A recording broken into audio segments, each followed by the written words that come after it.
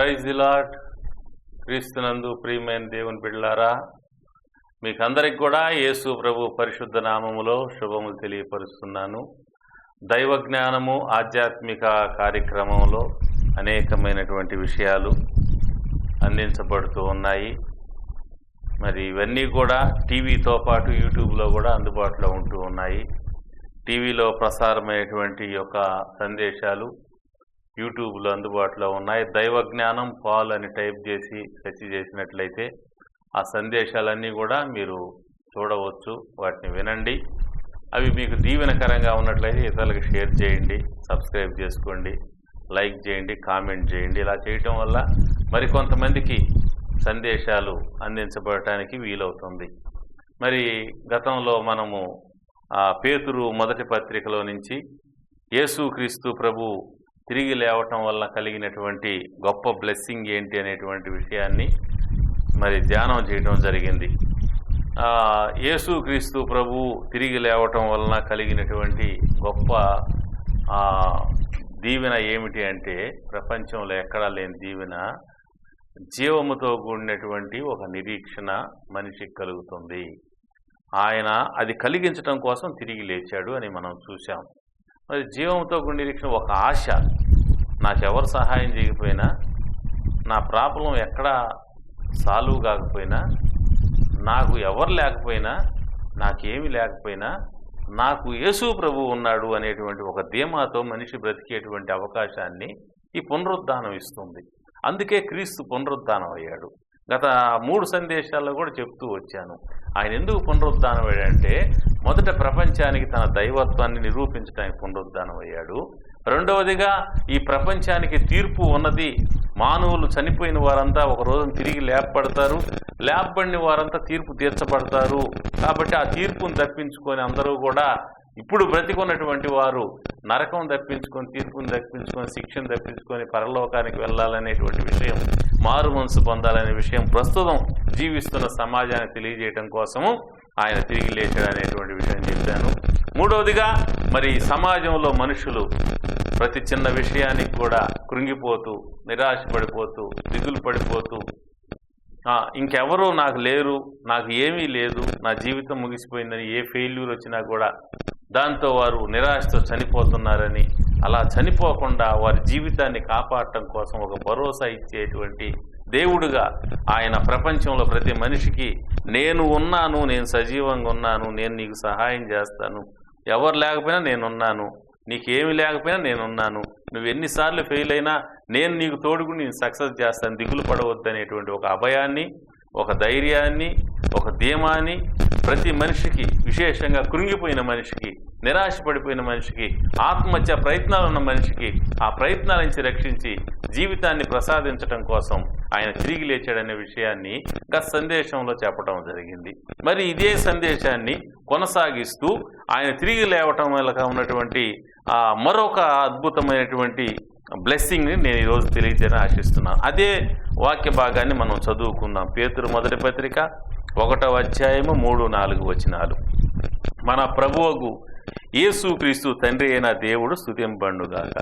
మృతుల్లోంచి యేసుక్రీస్తు తిరిగి లేచుట వలన జీవముతో కూడిన నిరీక్షణ మనకు కలుగునట్లు, అనగా అక్షయమైనదియు నిర్మలమైనదియు వాడబారిందైన స్వాస్థ్యం మనకు కలుగునట్లు ఆయన తన విశేష కనికరము చొప్పున మనల్ని మరలా జన్మింపజేసెను. ఇక్కడ మనం గమనించినట్లయితే యేసుక్రీస్తు తిరిగి లేచుట వలన, మృతులలో నుంచి క్రీస్తు తిరిగి లేవటం వల్ల, దేవుని యొక్క పునరుద్ధానం వల్ల ఆయన నమ్మినటువంటి వారికి కలిగినటువంటి గొప్ప బ్లెస్సింగ్ లేదా గొప్ప దీవెన ఏమిటి అంటే, వారికి జీవముతో కూడిన నిరీక్షణ ఆయన ఇస్తున్నాడు. అంటే గత సందేశంలో చెప్పిన నిరీక్షణ ఏంటంటే, ఈ లోకంలో ఎవ్వరు లేకపోయినా, ఏమీ లేకపోయినా, ఎక్కడ ఫెయిల్ అయిపోయినా నువ్వు ఆత్మహత్య చేసుకోవాల్సిన పని లేదు, దిగులు పడాల్సిన పని లేదు, నిరాశపడాల్సిన పని లేదు.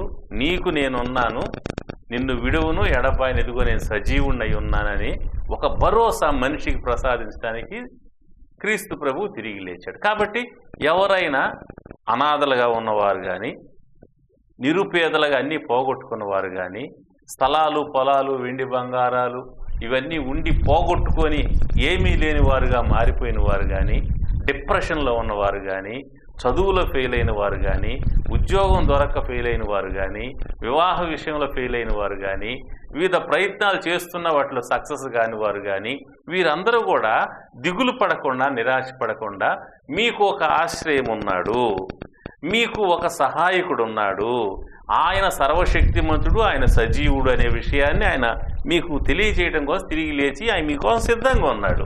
కాబట్టి మీరు ఆయన యందు నమ్మిక ఉంచండి, ఆయన మీద మనసు పెట్టండి, ఆయనతో సహవాసం చేయండి, ఆయనకు ప్రార్థన చేయండి. మీకు తప్పకుండా ఆయన ఆదరణ ఇస్తాడు, నెమ్మదిస్తాడు. గత మెసేజ్లు చెప్పిన సమస్త జ్ఞానం మించిన దేవుని సమాధానం మీ హృదయాలకు పంపిస్తాడు. చెప్పనశక్యం మహిమాయుక్తమైన సంతోషాన్ని మీలో కృమ్మరిస్తాడు. ఈ చక్కని విషయాలన్నీ గత వీడియోస్లో ఉన్నాయి, అవన్నీ మీరు చూడండి. మీకు చాలా ఉపయోగకరంగా, చాలా దీవెనకరంగా ఉంటాయి. ఆ సందేశాలన్నీ కూడా చాలా ఎంకరేజ్మెంట్గా కూడా ఉంటాయి. కాబట్టి అవి చూసి మీరు మేలు పొందాల్సిందిగా కోరుతూ ఉన్నాను. అది గతంలో చెప్పింది ఏంటంటే, గత సందేశంలో ఈ లోకంలో ఏమి లేకపోయినా ఎవరు లేకపోయినా నేనున్నటువంటి నిరీక్షణ నీకు కలిగించి నిన్ను బ్రతికించి గొప్పవాడిని చేయడం కోసం ఆయన పునరుద్ధానం నీకు ఉపయోగపడుతుంది. రెండవదిగా ఇప్పుడు చెప్పేటువంటి విషయం ఏంటంటే, ఈ పునరుద్ధానం రెండో భాగం నీకు ఉపయోగపడే రెండో విషయం ఏంటంటే, జీవముతో కూడిన నిరీక్షణ అనే మాటలో రెండవ భాగం ఏంటంటే, ఈ నిరీక్షణ ఏంటంటే పరలోకానికి సంబంధించిన నిరీక్షణ.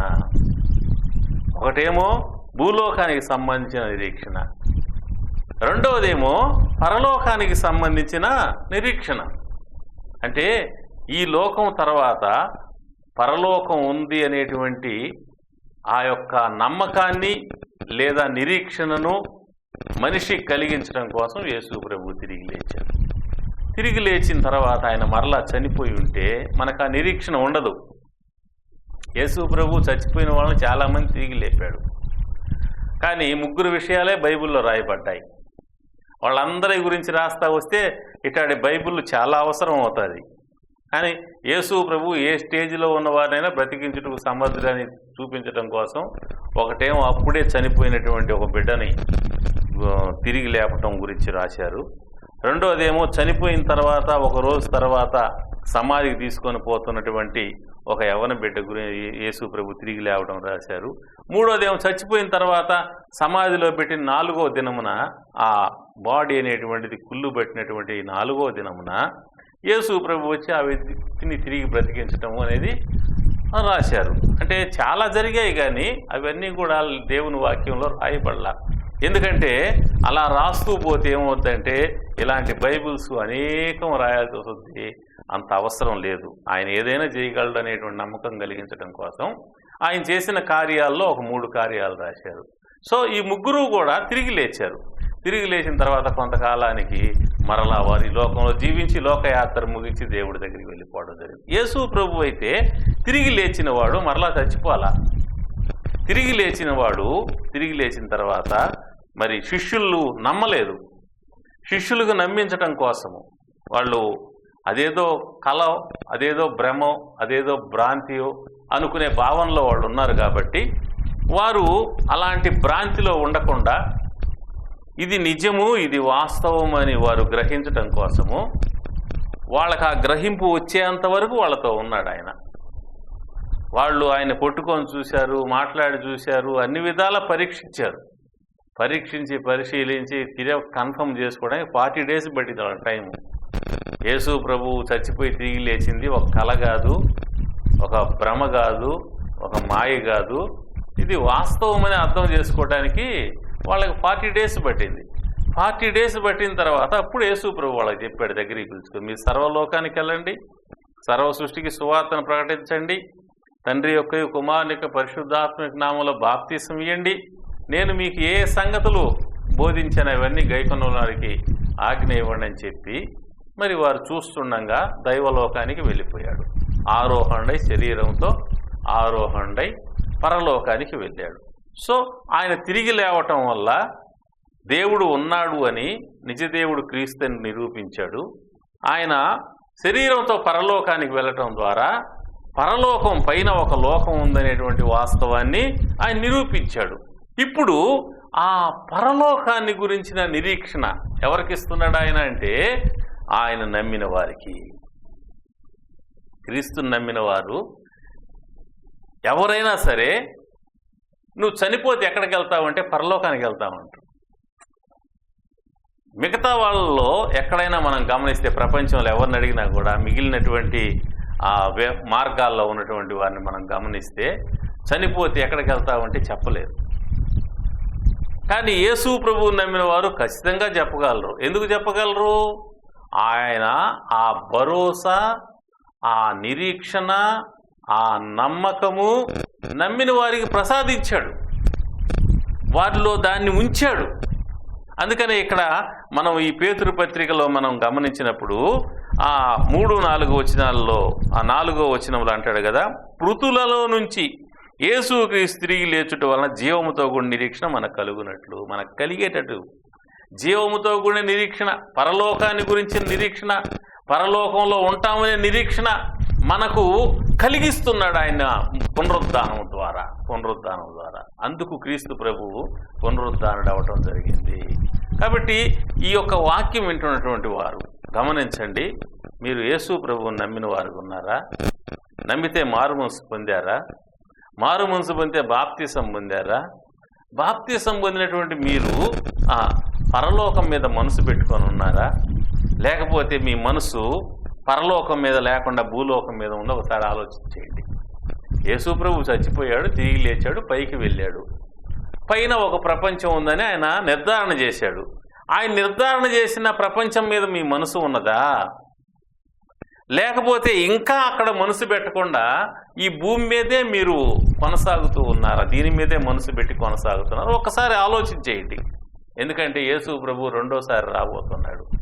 ఆనాడు యేసు ప్రభు వెళ్ళిపోయాడు, ఒలీవల కొండ మించి పరలోకానికి వెళ్ళిపోయాడు. పరలోకానికి వెళ్ళినటువంటి ఆ యేసు ప్రభువు గురించి ఆ దేవదూతలు వచ్చి ఒక ప్రకటన చేస్తారు. ఎవరికి? శిష్యులైనటువంటి వారికి. అపోస్తలుల కార్యములలో 1వ అధ్యాయములో 11వ వచనములో ఈ మాట మనం చూస్తాం. తెల్లని వస్త్రములు ధరించుకున్న 2 మనుషులు వారి వద్ద నిలిచి, గల్లే మనుషులారా, మీరెందుకు నిలిచి ఆకాశం వైపు చూచున్నారు? మీ వద్ద నుంచి పరలోకమునకు చేర్చుకొనబడిన ఈ యేసే ఏ రీతిగా పరలోకమునకు వెళ్ళుట మీరు చూచితిరో ఆ రీతిగానే ఆయన తిరిగి వచ్చునే వారితో చెప్పారు. కాబట్టి ఏ రీతిగా ఆయన వెళ్ళాడు? ఒక మేఘం ఆయన కొనిపోబడును అనేటువంటి మాటను మనం చూస్తాం. ఈ 9వ వచనంలో ఈ మాటలు చెప్పి వారు చూచుండగా ఆయన ఆరోహణమాయను. అప్పుడు వారి కన్నులకు కనపడకుండా ఒక మేఘం ఆయన కొనిపోయాను. వారు చూస్తూ ఉన్నారు. శిష్యులైన మత్తయి కానీ, యోహాను కానీ, పేతురు కానీ, యేసు ప్రభు తల్లి అయిన మరియమ్మ తల్లి కానీ, మిగిలిన శిష్యులందరూ చూస్తూ ఉండగా ఆయన పైకి వెళ్ళాడు. పైకి వెళ్తూ ఉండగా ఒక మేఘము ఆయన్ని కొనిపోయినట్టుంది. యేసు ప్రభు రెండోసారి వచ్చేటప్పుడు, పరలోకం వచ్చేటప్పుడు మేఘాల మీద వస్తాడనేటువంటి మాట మనం దేవుని చూస్తాం వాక్యంలో. కాబట్టి ఇక్కడ దేవదూతలు చెప్తున్నారు, మీరు ఎలా ఆయన వెళ్ళటం చూసా అదే విధంగా ఆయన వస్తాడు, తిరిగి వస్తాడు అనే మాట. అంటే యేసు ప్రభు తిరిగి వస్తాడు, రెండోసారి వస్తాడు. ఇదిగో నేను త్వరగా వస్తున్నాను అనే మాట చెప్పాడు. పలుమార్లు ఆయన రెండవ రాకడ గురించి చెప్పాడు. ఆయన పరలోకం గురించి చెప్పాడు. పరలోకం తర్వాత రెండవ రాకడ గురించి కూడా ఆయన చెప్పడం జరిగింది. ఈ రెండవ రాకడ అనేది సమీపమైన దినాల్లో మనం ఉంటూ ఉన్నాం. మరి గతం కంటే కూడా రాకడకు సంబంధించి ఆయన చెప్పిన సూచనలు అధికమవుతూ ఉన్నాయి. మీరు ప్రపంచవ్యాప్తంగా గమనించినట్లయితే, పరిశీలించినట్లయితే కొన్ని చోట్ల కరువులు ఉన్నాయి, కొన్ని చోట్ల భూకంపాలు ఉన్నాయి, కొన్ని చోట్ల తెగుళ్ళు ఉన్నాయి, కొన్ని చోట్ల మత కలహాలు ఉన్నాయి, కొన్ని చోట్ల రకరకాలైనటువంటి ప్రాబ్లమ్స్ ప్రపంచవ్యాప్తంగా ఉంటూ ఉన్నాయి. ఈ యొక్క ప్రాబ్లమ్స్ అన్నీ కూడా ఏం చెప్తూ ఉన్నాయి అనగా, ప్రభువు రాకడ సమీపమైంది. ప్రకృతి అంతా కూడా ఘోషిస్తూ ఉంది. ఇదిగో పెండ్లి కుమారుడు వస్తున్నాడు, ఎదుర్కొనరండి అనేటువంటి స్వరం వినపడుతున్న పరిస్థితులు మనం చూస్తూ ఉన్నాం. ఈ యుద్ధాలు కానీ, ఈ కరువులు కానీ, ఈ భూకంపాలు కానీ, ఈ ప్రకృతి ప్రళయాలు కానీ, ఈ తెగుళ్ళు కానీ, మత కలహాలు కానీ, ఈ యొక్క రకమైనటువంటి జనం మీదకి జనం, రాజ్యం మీదకి రాజ్యం లేసేటువంటి పరిస్థితులు అధికం అవటం కానీ దేనికి సూచనగా ఉన్నాయి అనగా, క్రీస్తు రెండవ రాకడకు అవి సూచనగా ఉంటూ ఉన్నాయి. కాబట్టి క్రీస్తు రెండవ రాకడ సమయంలో జీవిస్తున్న మనము ఆ యొక్క క్రీస్తు రెండవ రాకడ మీద పరలోకం మీద మన నిరీక్షణ ఉంచాలి. రెండవ రాకడ మీద పరలోకం మీద మనం మనసు పెట్టుకొని జీవించే వాళ్ళంగా ఉండాలి. ఈ రోజుల్లో చాలామంది మనసు పరలోకం మీద లేదు. దేవుని బిడ్డలే, దేవుని నమ్ముకున్న బిడ్డలే, మారు మనసు పొందిన బిడ్డలే, బాప్తిసం పొందిన బిడ్డలే, సంఘ ఆరాధనకు హాజరవుతూ కార్యక్రమాల్లో పాల్గొంటున్న వారే కానీ రాకడ కొరకు ఆ సిద్ధపాటు కలిగి లేరు, రాకడ కొరకు నిరీక్షణ కలిగి లేరు. గమనించండి, మనము దేవుణ్ణి తెలుసుకున్న తర్వాత, దేవుని నమ్ముకున్న తర్వాత దేవుని మీద మన మనసు ఉండాలి, దేవుని మీద మనసు ఉండాలి. కొలస్సీ పత్రికలో సంఘానికి రాస్తూ పరిశుద్ధాత్మ దేవుడు పౌలు గారి ద్వారా ఈ మాట రాయించాడు. కొలస్సీ పత్రిక 3వ అధ్యాయము 1వ వచనం చదువుతాను, గమనించండి. మీరు క్రీస్తుతో కూడా లేపబడిన వారైతే పైనున్న వాటిని వెదకండి. క్రీస్తు దేవుని కుడిపార్శ్వమున కూర్చుండి ఉన్నాడు. పైనున్న వాటి మీదనే కానీ భూ సంబంధం మనసు పెట్టకొనకుడి.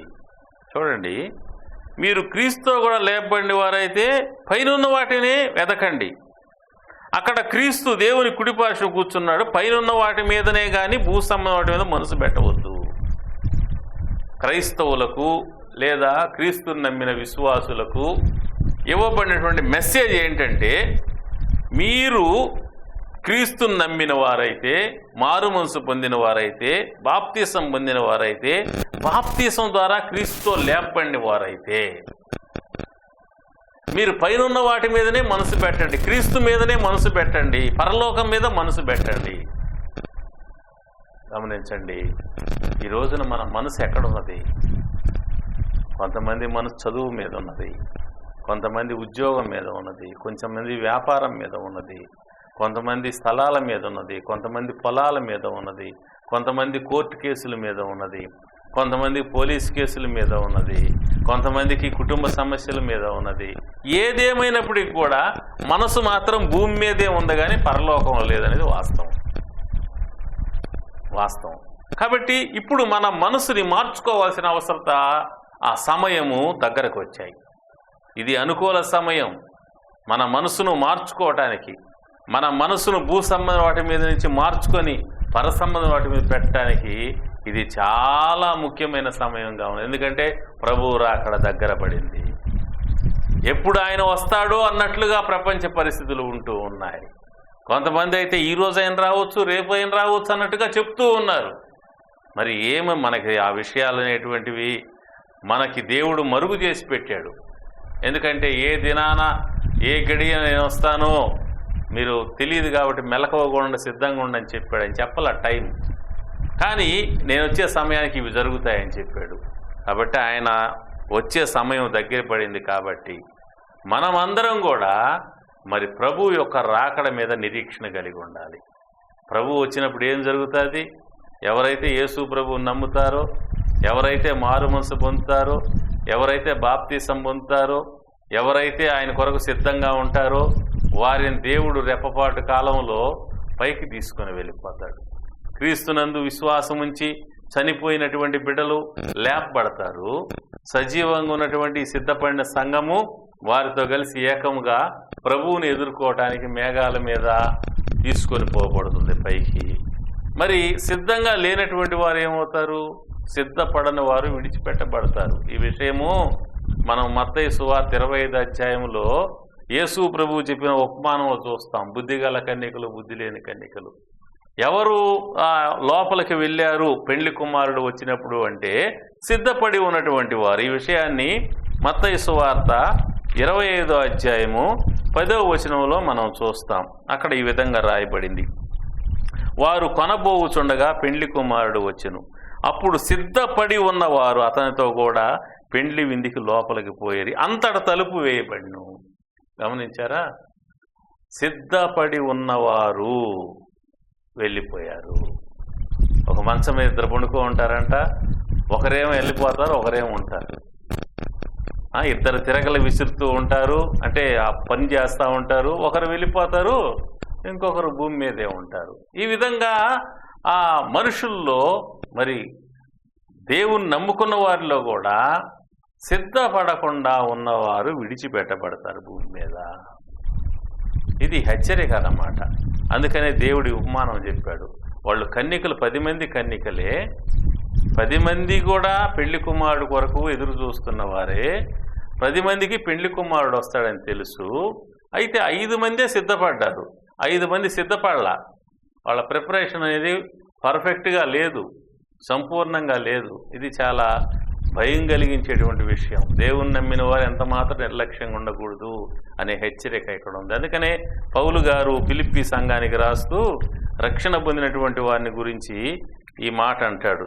ఫిలిప్పీలకు రాసినటువంటి పత్రిక 2వ అధ్యాయము 12వ వచనము. కాగా నా ప్రియులారా, మీరు ఎల్లప్పుడూ విధేయులు ఉన్న ప్రకారము నా ఎదుట ఉన్నప్పుడు మాత్రమే గాక మరి ఎక్కువగా నేను మీతో లేని ఈ కాలమందును భయముతోనూ వణకుతోనూ మీ సొంత రక్షణ కొనసాగించుకోండి. భయముతోనూ వణకుతోనూ సొంత రక్షణను కొనసాగించుకోండి, కంటిన్యూ చేసుకోండి మీ రక్షణని.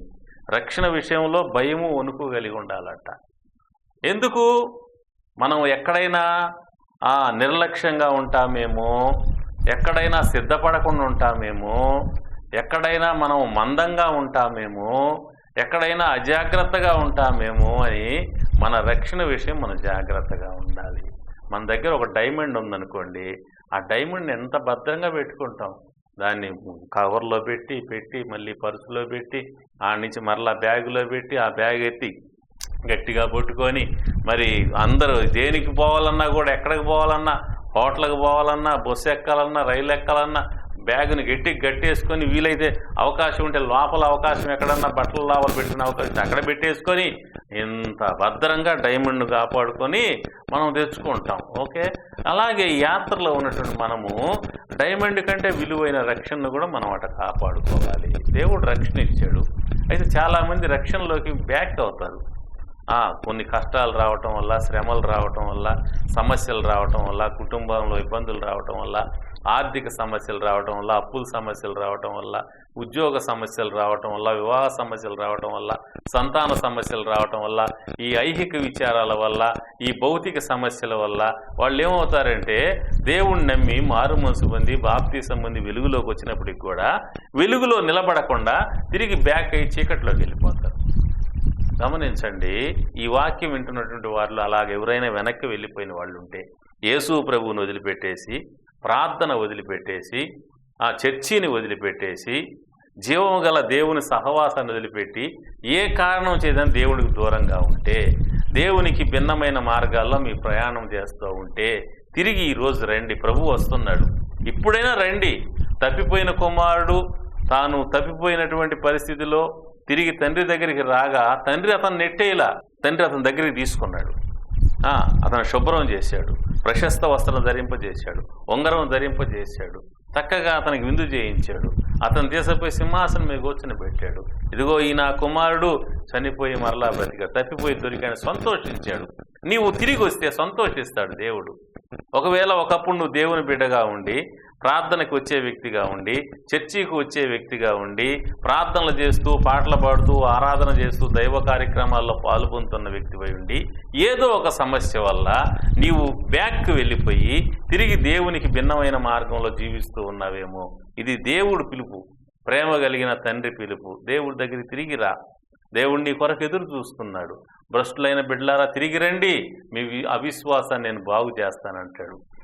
కాబట్టి ఆయన దగ్గరికి తిరిగి వస్తే ఆయన దగ్గర మీకు క్షమాపణ ఉంది, పరిశుద్ధత ఉన్నది, రక్షణ ఉన్నది. రండి, తిరిగి వెలుగులోకి రండి, తిరిగి జీవములోకి రండి, తిరిగి దేవుని యొక్క రాజ్య వైభవంలోకి మీరు రావాల్సిందిగా ప్రేమతో మిమ్మల్ని అందరినీ ఆహ్వానిస్తూ ఉన్నాను. ఆ రాజ్య వైభవంలో నిలిచి ఉన్నవారు దయచేసి గమనించండి, మీ మనస్సు అనేటువంటి దేవుని మీద ఉంచండి. మీ మనస్సు అనేటువంటిది రాకడ మీద ఉంచండి. మీ మనస్సు అనేది పరలోకం మీద ఉంచండి. పరలోకం మీద మనసు లేకుండా, యేసుక్రీస్తు రెండవ రాకడ మీద మనసు లేకుండా కేవలం ప్రార్థన చేసుకునే వ్యక్తి నిజమైన క్రైస్తవుడు అని చెప్పడానికి మరి వెనకాడాల్సిన పరిస్థితి ఉంటూ ఉన్నది. ఎందుకంటే ఏ వ్యక్తి అయితే నిజమైన క్రైస్తవుడిగా ఉంటాడో, నిజమైన క్రీస్తు బిడ్డగా ఉంటాడో, క్రీస్తు భక్తుడుగా ఉంటాడో, అతను తప్పకుండా దేవుని మీద, దేవుని పరలోకం మీద, దేవుని రెండవ రాకడ మీద తప్పకుండా అతను మనసు పెట్టి ఉంటాడు. నీవు అలాంటి మనసు లేకుండా నేను క్రైస్తవులు అనుకుంటే నిన్ను మోసపరుచుకుంటున్నావు. ఎందుకంటే 2 మాటలు నేను చూపిస్తాను. మరి దేవుని భక్తుడైనటువంటి అబ్రహాము జీవితాన్ని మనం గమనిస్తే, ఆయన మహావైభవంతో భూమి మీద మహారాజులాగా ఉన్నప్పటికి కూడా ఆయన దృష్టి ఎక్కడ ఉందో చూడండి. హెబ్రీలు రాసిన పత్రిక 11వ అధ్యాయము 10వ వచనము. ఏలయనగా దేవుడు దేనికి శిల్పియు నిర్మాణకుడై ఉన్నాడో, పునాదులు గల ఆ పట్టణము కొరకు అబ్రహాము ఎదురు చూచుచూ ఉండెను. పునాదులు గల ఆ పట్టణము కొరకు అబ్రహాము ఎదురు చూస్తున్నాడట, పరలోక పట్టణం కొరకు. ఈ లోకం కోసం కాదు అబ్రహాం ఎదురు చూసేది, ఈ లోక పట్టణం కోసం కాదు, ఈ లోకంలో ఉండేటువంటి ఐశ్వర్యం, సంపద, సుఖభోగాల కోసం కాదు. ఈ లోకంలో ఆయన జీవిస్తూ ఈ లోకంలో బ్రతుకుతున్న అబ్రహాము ఆయన మనసు ఎక్కడ ఉందంటే పరలోకం మీద ఉంది. పరలోకంలో దేవుడు నిర్మిస్తున్నటువంటి పట్టణం మీద ఉన్నది, నూతన యెరూషలేం మీద ఉన్నది. పరలోకంలో ఎంతో వైభవం, పరలోకంలో ఏముంటాయి గత వీడియోస్లో నేను చెప్పున్నాను, వినండి, చూడండి. పరలోకం వెళ్ళేవారు ఎవరనేటువంటిది ఆ అంశాలుగా చెప్పబడ్డాయి, వినండి. పరలోకంలో విందు ఉంటుంది మనకి. పరలోకంలో ఆ నూతన యెరూషలేము అనేటువంటి నగరు లేదా ఆ రాజ్యము ఉంటుంది. దాని పొడవు ఎంత ఉందో, దాని వెడల్పు ఎంత ఉందో, దాని ఎత్తు ఎంత ఉందో గత వీడియోస్లో నేను తెలియచేశాను, గమనించండి. సో అంత విశాలమైనటువంటి ఆ రాజ్యము, అంత ఎత్తైనటువంటి ఆ రాజ్యము, అంత వైభవముతో దేవుని మహిమతో నిన్న ఆ రాజ్యంలో నీకు ఏ స్థలాన్ని, ఏ రాజభవనాన్ని దేవుడిస్తాడో. సో ఆ యొక్క విందు గురించి నిరీక్షణ ఉండాలి నీకు, ఆ ఇవ్వబోయే రాజభవనం గురించి నిరీక్షణ ఉండాలి నీకు. నీవు ఈ లోకంలో చేసిన పనులకి గిన్నెడని చిన్నవానికి గిన్నె నీళ్ళు ఇచ్చినా కూడా, శిష్యుడని చిన్నవానికి గిన్నె నీళ్ళు ఇచ్చినా కూడా మీ ఫలం పోగొట్టుకోని రేసయ్య. కాబట్టి దేవుడు మీకు ఇచ్చే ఫలం, దైవ సేవకులకు చేసిన సహాయం అయితేనేమి, పేదలకు చేసిన సహాయం అయితేనేమి, విధవరాండ్రకు చేసిన సహాయం అయితేనేమి, అనాథలకు చేసిన సహాయం అయితేనేమి, దేవుని సేవకు చేసినటువంటి సపోర్ట్ అయితేనేమి, వీటన్నిటి నిమిత్తం మీరు ఇచ్చిన సాక్ష్యం, మీరు ఇచ్చిన సువార్త, మీరు చేసిన సేవ అంతటికి కూడా మీకు దేవుడి దగ్గర బహుమానం ఉంది. బహుమానం విషయంలో నిరీక్షణ కలిగి ఉండాలి. గమనించారా? దేవుని పరలోకం విషయం నిరీక్షణ, పరలోకంలో నూతన యెరూషలేములో నీకు ఇవ్వబోయే రాజభవనం విషయం నిరీక్షణ, పరలోకంలో ఉన్న విందు విషయం నిరీక్షణ, పరలోకంలో ఉన్న బహుమానం విషయం నిరీక్షణ, పరలోకంలో యుగ యుగాల పరిపాలన ఉంది. పరిపాలన విషయంలో నిరీక్షణ, జీవముతో కూడిన నిరీక్షణ. ఇంత గొప్ప నిరీక్షణ విశ్వాసులు కలిగించాలనేటువంటి ఉద్దేశంతో యేసు ప్రభు తిరిగి లేచి పరలోకానికి వెళ్ళాడు. కాబట్టి యేసు ప్రభువుని నమ్మినటువంటి బిడ్డలు నిరీక్షణ లేని వారుగా ఉన్నట్లయితే వారి జీవితాలు సరి చేసుకోవాలి. నిరీక్షణ కలిగిన వారు. అబ్రహాము దేవుడు దేనికి శిల్పి, నిర్మాణకుడు, పునాదులు ఆ పట్టణం కొరకు ఎదురు చూస్తూ ప్రతిరోజు దాని మీద మనసు పెట్టుకొని ఇక్కడ బతికాడు. ప్రతి ఒక్కరం కూడా ఇదే విధానాన్ని ఫాలో కావాలి. ఇంకొక మాట హెబ్రీ పత్రిక రాయబడింది. హెబ్రీ పత్రిక 9వ అధ్యాయము 28వ వచనం. అలాగున్నే క్రీస్తు కూడా అనేకుల పాపములు భరించుటకు ఒక్కసారి అర్పించబడి తన కొరకు కనిపెట్టుకుని ఉండు వారి రక్షణ నిమిత్తము పాపము లేకుండా రెండవసారి ప్రత్యక్షమవును. అనేకుల ఆ పాపములు ఆయన భరించి తన కొరకు కనిపెట్టుకుని ఉండు వారి నిమిత్తము, రక్షణ నిమిత్తము రెండవసారి ప్రత్యక్షమవుతాడు. రెండవసారి ఎందుకు ప్రత్యక్షమవుతాడు? తన కొరకు కనిపెట్టుకొని ఉండువారు రక్షణ నిమిత్తం రెండోసారి వస్తాడు. కాబట్టి రెండోసారి రాబోతున్న యేసు ప్రభు ఎవరిని తీసుకుపోతాడు అంటే, సిద్ధపడి ఉన్నవారిని, తన మీద మనసు పెట్టుకున్న వారిని, తన కొరకు కనిపెట్టేవారిని, తన రాకడను ఆశతో అపేక్షించేవారిని. ఈ వాక్యం వింటున్నటువంటి మీ జీవితాల్లో ఈ విషయాల్లో ఎక్కడైనా లోటుపాట్లు ఉంటే సరి చేసుకొని దేవుని మీద మనసు పెట్టాల్సిందిగా, రెండవ రాకడ మీద మనసు పెట్టాల్సిందిగా, ఆయన ఇచ్చేటువంటి ఆ యొక్క వైభవము, ఆశీర్వాదాల మీద మనసు పెట్టి నిరీక్షణతో, జీవముతో కూడా నిరీక్షణతో ఈ లోకంలో మీ జీవితాన్ని కొనసాగించాల్సిందిగా ప్రేమతో మిమ్మల్ని అందరినీ కోరుతున్నా. దేవుడు మిమ్మల్ని, మీ కుటుంబాలని బహుగా దీవించునుగాక. ఆమేన్. ప్రార్థన చేస్తాను.